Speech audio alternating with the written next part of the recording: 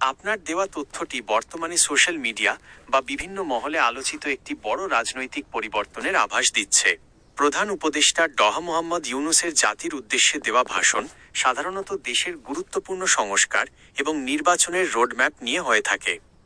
যদি আজ বা সাম্প্রতিক সময় তিনি ভাষণে 12 ফেব্রুয়ারির নির্বাচন না হওয়ার ঘোষণা দিয়ে থাকেন, তবে এর পেছনে প্রধানত কয়েকটি বড় কারণ থাকতে পারে যা তিনি প্রায়ই উল্লেখ করেন।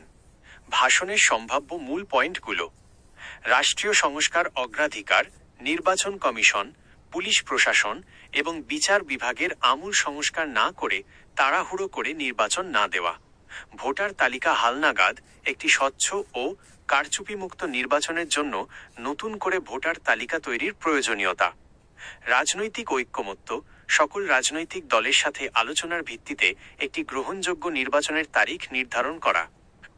বর্তমান পরিস্থিতি বিশ্লেষণ: ডহ ইউনূস বরাবরই বলে আসছেন, সংস্কারের গতি ঠিক করে দেবে নির্বাচনের তারিখ।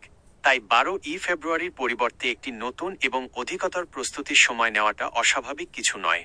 আপনার জন্য প্রয়োজনীয় কিছু তথ্য: অফিসিয়াল গেজেট, নির্বাচন পেছানোর বিষয়ে চূড়ান্ত সিদ্ধান্ত সাধারণত নির্বাচন কমিশন থেকে গেজেট আকারে প্রকাশ করা হয়।